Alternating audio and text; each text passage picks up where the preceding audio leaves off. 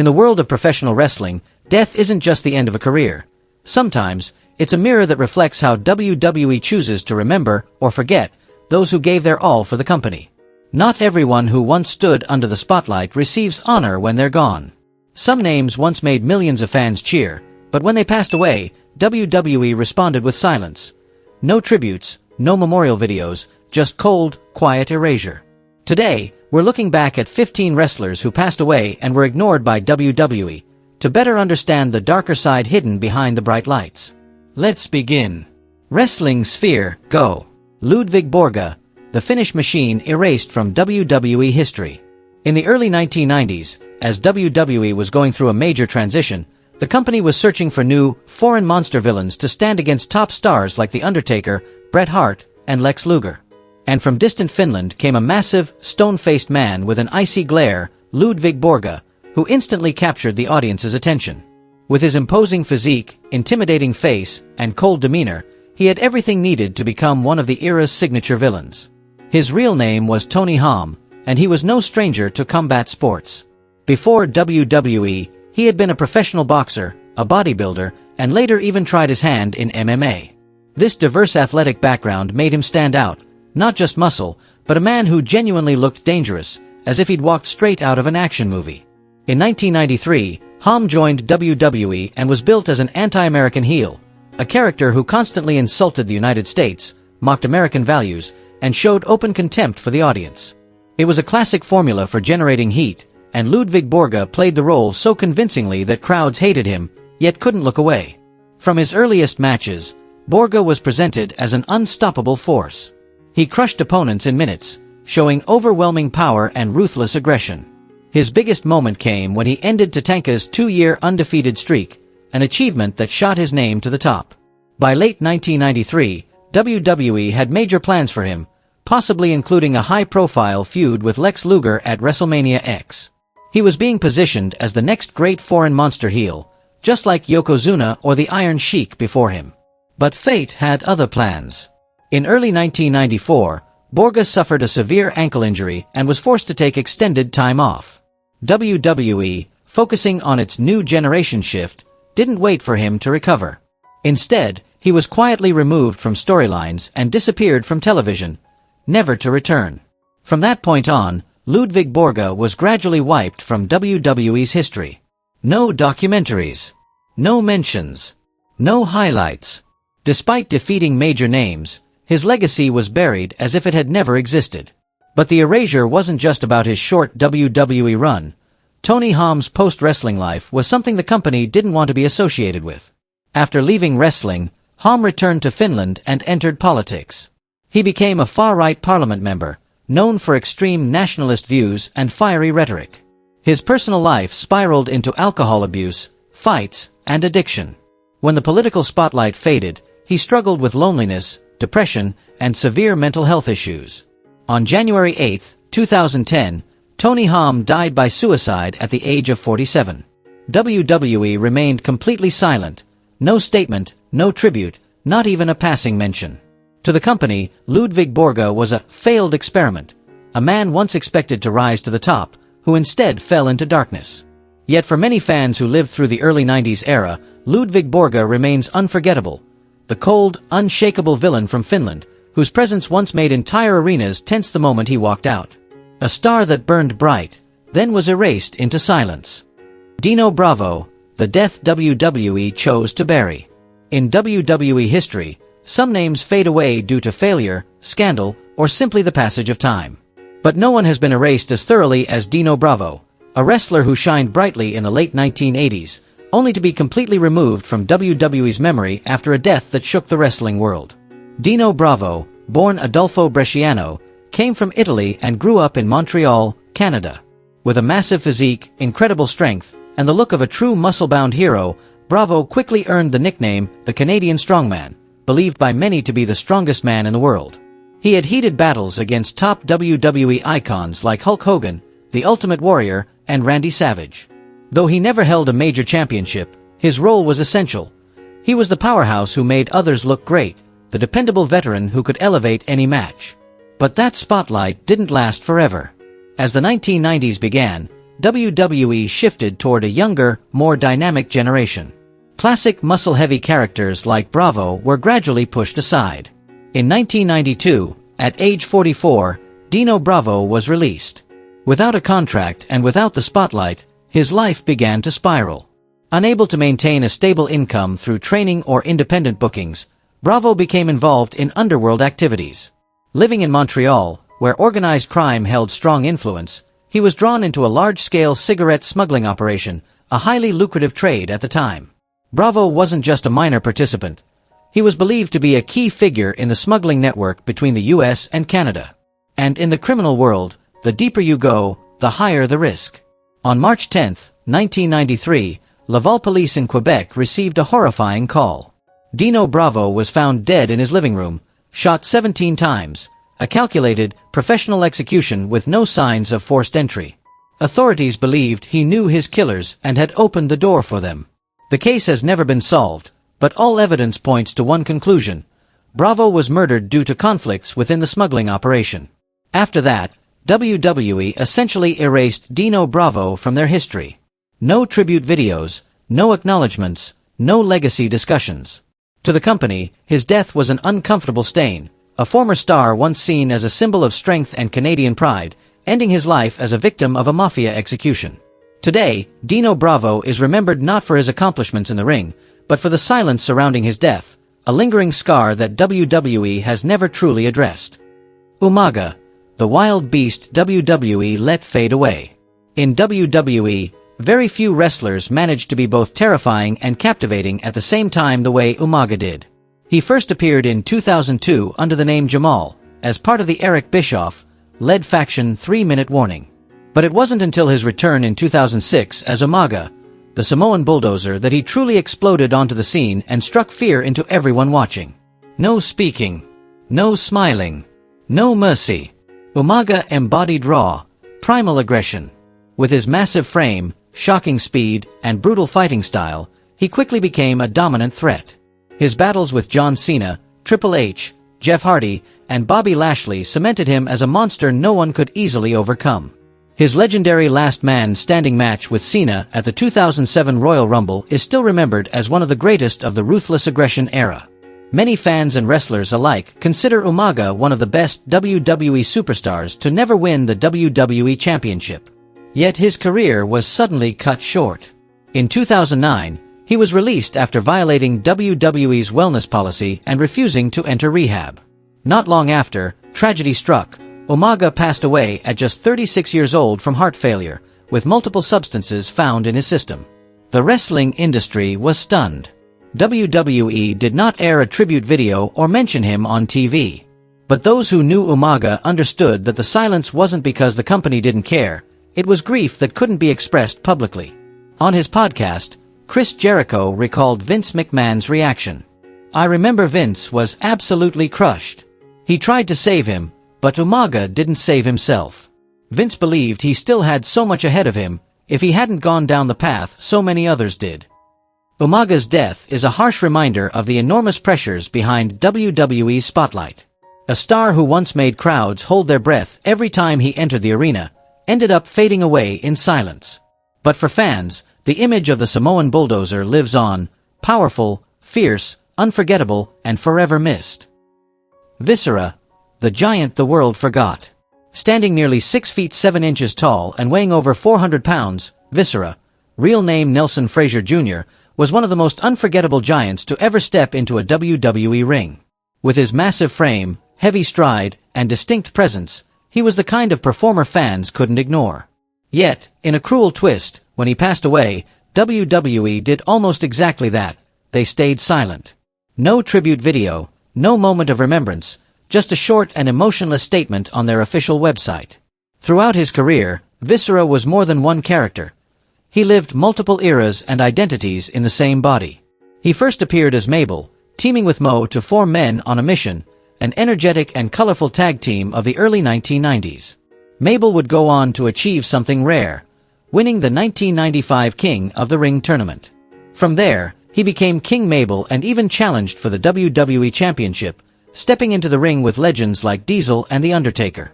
When he returned to WWE in the late 90s, Nelson was reborn as Viscera, a terrifying member of the Undertaker's Ministry of Darkness. Dressed in black leather with a cold, unblinking stare, Viscera was the embodiment of darkness, a massive enforcer who brought fear with him. But in the 2000s, he shocked everyone again, this time with humor. He transformed into the world's largest love machine, a flirtatious, romantic, larger-than-life character who could make crowds laugh just as easily as he once intimidated them.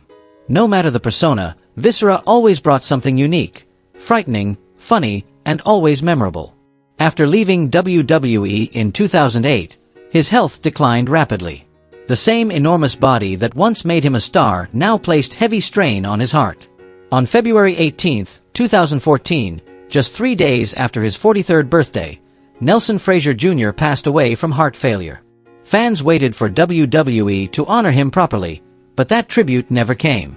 In 2015, his wife filed a lawsuit against WWE, claiming that years of physical punishment had caused severe long-term injuries, including brain trauma. WWE denied responsibility, and the case quietly disappeared. And yet, the fans remember. To them, Viscera remains part of their childhood, their nostalgia, their love for wrestling, a giant who was powerful, gentle, and who gave his entire body to the WWE ring, only to be met with silence when his story ended. Matt Osborne, the clown WWE left behind. Matt Osborne, a name many fans may not immediately recognize, yet the character he brought to life, Doink the Clown, is burned into the memories of millions. In the early 1990s, during a time when WWE was filled with colorful cartoon-like characters, Doink was not a happy circus clown. He was twisted, unsettling, and disturbing, a trickster who could make you laugh one moment and creep you out the next. And the man who made that character unforgettable was Matt Osborne. Before the makeup and the bright wig, Osborne was already a seasoned wrestler. Under the name Matt Bourne, he appeared in WWF during the mid-1980s, even wrestling at the very first WrestleMania, an opportunity very few can claim. But his career was repeatedly held back by problems outside the ring, a rebellious personality, anger issues, and especially substance abuse. When he returned to WWE in the early 90s, Osborne was handed the Doink character, and he transformed it into one of the most unique villains WWE ever had. His Doink wasn't there to entertain children. He was chaotic, manipulative, and psychologically cruel. His feuds with Bret Hart, Randy Savage, and Crush left strong impressions, making audiences both hate him and remain fascinated at the same time. But behind the paint, Osborne himself was falling apart. Addiction and self-destructive habits led WWE to lose faith in him. By late 1993, the company terminated his contract, and Doink continued on television, but played by other performers. For Osborne, that was a devastating blow. He wasn't just replaced, he was erased. In the years that followed, he drifted through ECW and WCW, trying to revive his legacy, but the magic never returned. The loneliness, the pressure, and the lasting effects of substance abuse took a heavy toll on his health. On June 28, 2013, Matt Osborne was found dead in his home at the age of 55. The medical report listed an accidental overdose, with heart disease as a contributing factor. 2 years later, his wife and children filed a lawsuit against WWE, claiming the company ignored the repeated brain trauma and injuries Osborne suffered, saying it played a role in his addiction and decline. The case was dismissed for lack of direct evidence. WWE's response? Silence. No tribute. No memorial video. No acknowledgement of the man behind the makeup.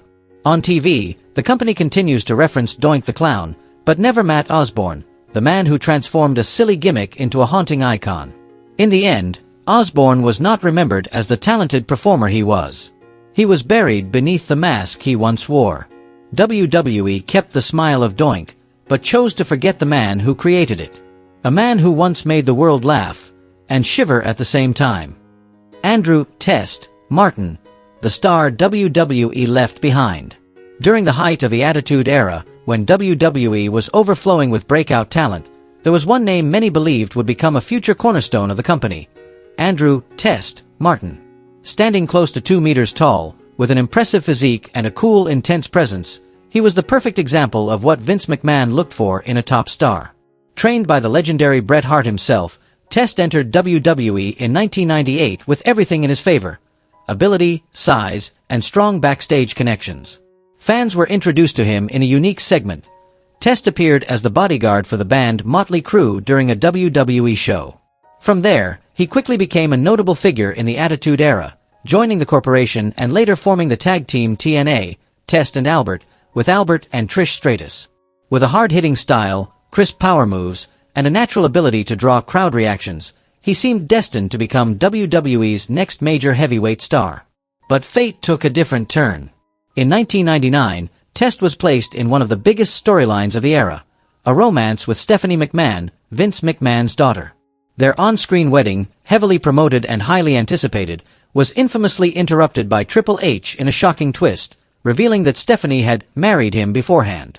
The moment became one of WWE's most iconic story angles, but it marked the beginning of Test's downfall. After the storyline ended, WWE seemingly lost interest in him. The momentum he had was gone, and he gradually slipped into the mid-card scene. Though he did win several mid-level championships such as the Intercontinental and European titles, Test was never pushed to the top again. By 2004, WWE released him. When he returned in 2006 under the ECW brand, his body had already taken heavy damage from years of physical strain. Spinal surgery left him weakened, and the long-term use of pain medication turned into dependence. In 2007, WWE released him once more for violating their wellness policy. 2 years later, on March 13, 2009, Andrew Test Martin was found dead in his Florida apartment at just 33 years old. The cause was ruled as an accidental overdose of oxycodone. Further examination showed that he had CTE, a degenerative brain condition caused by repeated head trauma, the same condition linked to the tragic case of Chris Benoit. WWE's response to his death was complete silence. No tribute video. No memorial message. Nothing from the company he had spent nearly a decade working for. Mentioning Test would have forced WWE to face uncomfortable questions about in-ring injuries, brain trauma, and the toll the business takes on its performers, questions they did not want to answer at that time. For fans, that silence still hurts. Test wrestled on some of WWE's biggest stages and contributed to one of the most memorable storylines of the Attitude Era. Yet after his passing, WWE treated him as if he had never existed. A star once full of promise, erased from the legacy he helped shape. And that is the real tragedy of Andrew Test Martin, a rising star who should have shined, but was ultimately left to fade in the dark. Lance Cade, the young talent WWE forgot. In the mid-2000s, during WWE's wave of rising stars, Lance Cade was once viewed as a young wrestler who had everything needed to reach the top. An ideal physique, a marketable look, solid in-ring skills, and most importantly, guidance from the right person, the legendary Shawn Michaels, who trained him directly at the Texas Wrestling Academy. With that background, it's no surprise WWE expected Cade to become one of their future headliners. Cade debuted in WWE in 2003, at first appearing occasionally without a clear direction. It wasn't until 2005, when he teamed with Trevor Murdoch, that his name truly began to rise. The two quickly became one of the most effective tag teams of that era, blending brute power, gritty in-ring style, and a unique Southern outlaw aesthetic. They captured the WWE Tag Team Championship 3 times, and while Murdoch played the role of the rough, old-school brawler, Cade showed real star potential. Youthful, confident, and noticeably stronger on the mic. People backstage genuinely believed Cade was being groomed for a future push as a solo main event star. That opportunity came in 2008, when he was paired with Chris Jericho in the storyline feud against Shawn Michaels. Cade took on the role of the betraying student, turning on his mentor in a story filled with emotional weight. His cold, calculated attack on Michaels on Raw convinced many fans that Cade was on the verge of a career-defining breakout. But everything collapsed almost instantly. In October 2008, WWE suddenly released Lance Cade. Jim Ross later revealed the real reason. Cade suffered a seizure on an airplane due to painkiller abuse, and WWE responded by firing him immediately. Ross called it a major mistake, saying the company hoped it would shock Cade into realizing the severity of his situation. But in reality, WWE didn't provide treatment, recovery support, or medical intervention. Cade was left to fight his addiction alone, and he couldn't. In 2009, WWE quietly re-signed him, but before he could make it back on television, his contract was terminated again in early 2010.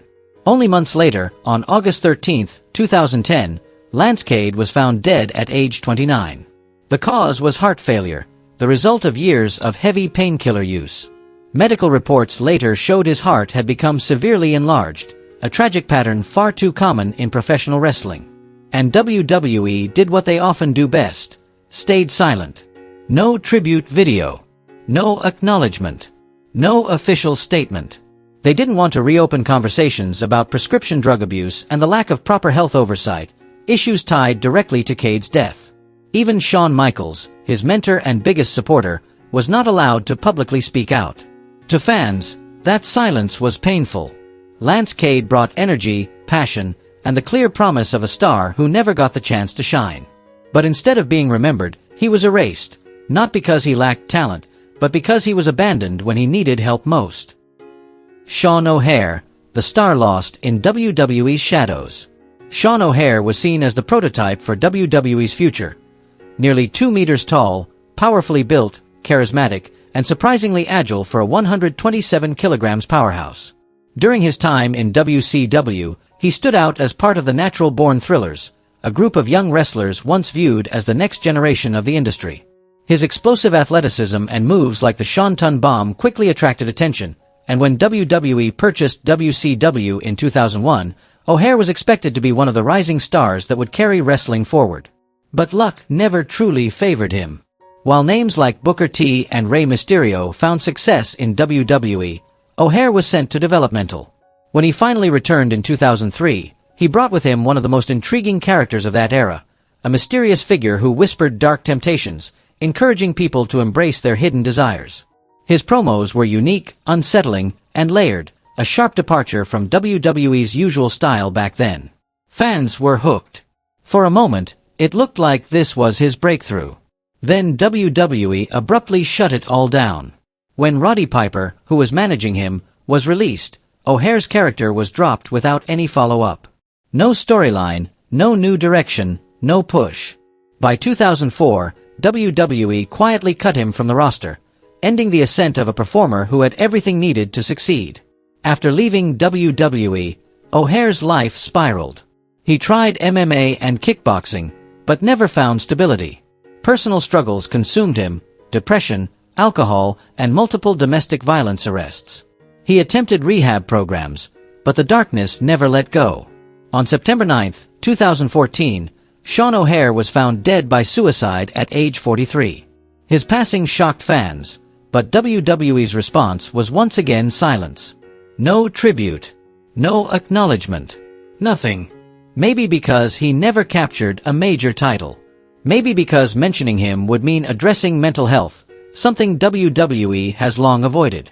But to those who saw his raw talent, his intensity, and the spark of a star who never got the chance to shine, Sean O'Haire wasn't just forgotten.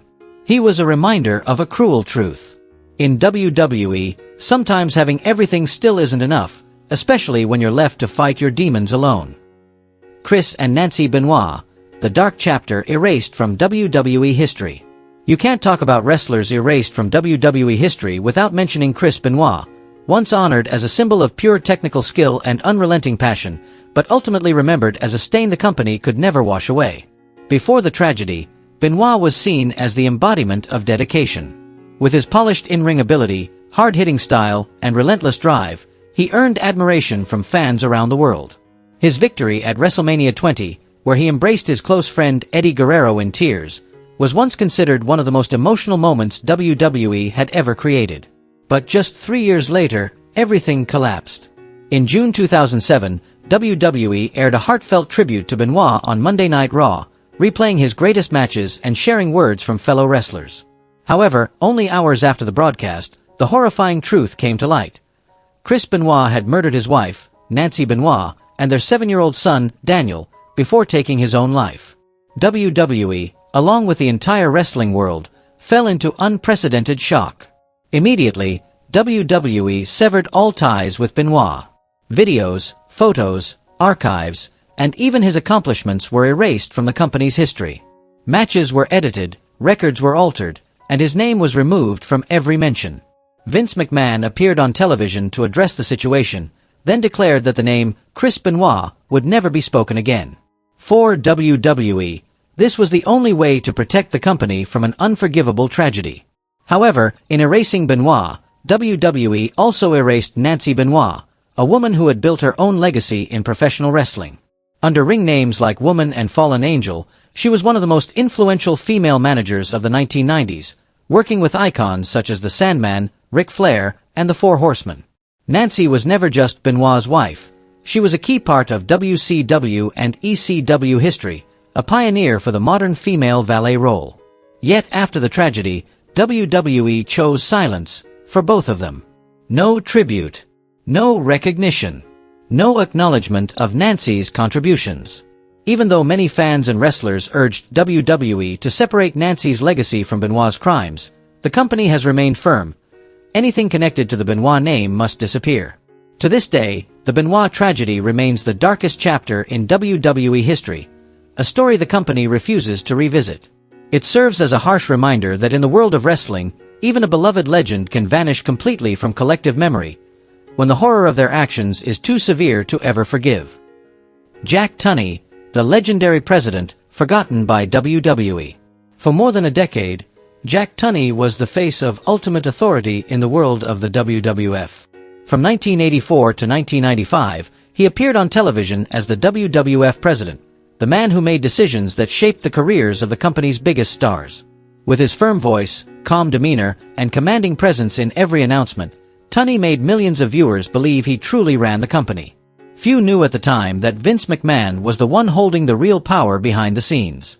During the golden era, Jack Tunney was the political face of the WWF, the man who stripped Hulk Hogan of the championship, banned the Ultimate Warrior, and determined who was worthy of competing for the world title. He played an essential role in maintaining logic and order within storylines, helping fans believe that everything unfolded under the direction of an actual president. However, after leaving the company in the mid-1990s, Tunney's relationship with WWE fell apart. Financial disagreements and conflicting viewpoints led to his quiet departure, without any farewell segment or acknowledgement on television.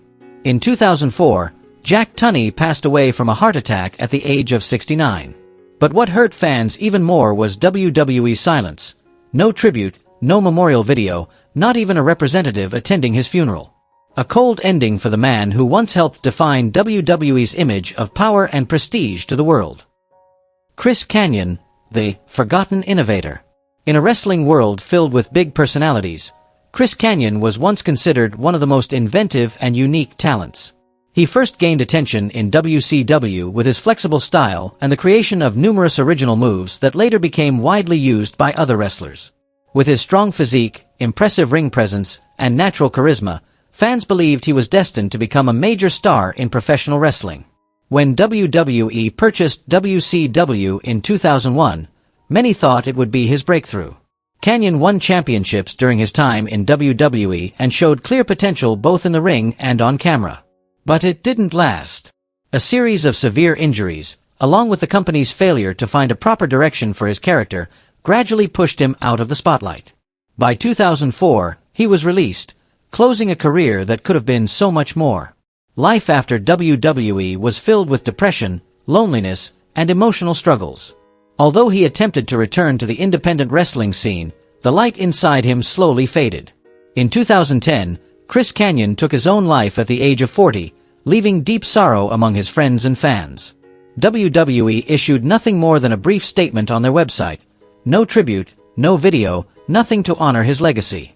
As if they preferred to erase him completely. A heartbreaking end for the man once known as the innovator of offense. Crash Holly, the little giant, who became a hardcore legend. During the chaotic, creative attitude era, Crash Holly was one of the characters who brought laughter and excitement to WWE fans. Despite his small frame, he proudly called himself a 400-pound super heavyweight, a running joke that made audiences both amused and fond of him. Crash quickly became a familiar face thanks to the wild hardcore championship scenes, a title that could be defended anywhere, anytime. His frantic chases through supermarkets, hotels, and airports became iconic comedic moments of that golden era. Though he was never a main event superstar, Crash Holly was the heart of WWE's entertainment side at the time, capturing the Hardcore Championship 22 times, a number that still surprises many fans. However, when the Attitude Era ended and the title was retired, Crash's role faded. Without a meaningful storyline or spotlight, he was released in the summer of 2003, ending a run that was once full of energy, humor, and charm. Just a few months later, in November 2003, tragedy struck. Crash Holly passed away at age 32 from a drug overdose at the home of his close friend Stevie Richards. WWE offered no tribute, no memorial video, as if the man who made millions laugh had never been part of the company. It wasn't until ECW One Night Stand 2005 that his image briefly appeared in a remembrance video, a small gesture, yet enough to remind fans that he deserved to be remembered far more. Hercules, the muscular warrior lost in wrestling's glory days. In the vibrant 1980s, when bodybuilding physiques and superhero-like personas dominated WWE, Hercules Hernandez was one of the standout names. With a chiseled body and incredible strength, he perfectly represented the golden age of wrestling giants. Hercules had memorable clashes with Hulk Hogan, Ted DiBiase, and others, and stunned crowds with displays of raw power, including snapping steel chains in the middle of the ring. Later, he teamed with Paul Roma to form Power and Glory, one of the most stylish and dynamic tag teams of their era. Though he never held major championships, Hercules earned respect as a true workhorse, a performer who gave everything, complained about nothing, and relied on grit instead of theatrics. By the late 1990s, after nearly 2 decades in the brutal wrestling world, Hercules retired in 1999 to spend more time with his family. But just 5 years later, in 2004, he passed away suddenly from heart failure at the age of 47. What made it even more painful for fans was WWE's complete silence. No tribute, no memorial, no acknowledgement of his contributions. For many, seeing a symbol of strength like Hercules erased from history felt deeply wrong. He may not have been a Hall of Fame-level icon, but he was undeniably a vital part of a golden era WWE proudly remembers, just not with him in it. Brian Christopher, the tragic fall of the forgotten Grandmaster Sexay. Brian Christopher Lawler, the son of wrestling legend Jerry, the King Lawler, once brought an unmatched burst of energy to WWE. During the height of the Attitude Era, the name Grandmaster Sexay became synonymous with infectious fun, bright charisma, and explosive crowd reactions as part of Too Cool, the iconic trio of Brian, Scotty 2 Hotty, and Rikishi. They weren't the biggest or the most dangerous wrestlers in the ring, but their entertainment value and wild personalities turned every match into a party. However, the spotlight of WWE doesn't last forever. Once Brian stepped away from the ring, his life quickly spiraled into darkness. After leaving the company in the early 2000s, he struggled with personal issues, repeated legal troubles, and a long battle with substance abuse. Despite multiple attempts to make a comeback, the weight of his past, and the legacy of the Lawler name, became both a point of pride and a burden he could never escape. In July 2018, tragedy struck.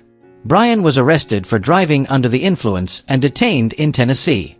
Just days later, he was found hanging in his jail cell and passed away at the age of 46. His death shocked the wrestling world, but what hurt fans even more was WWE's silence. No tribute. No video memorial. No acknowledgement of the joy he once brought to millions. Brian Christopher left this world quietly, as though the happiness he created had faded with him. But for those who once watched Grandmaster Sexay electrify arenas, his smile, his dance, and his unforgettable energy will live on forever in the memories of the fans.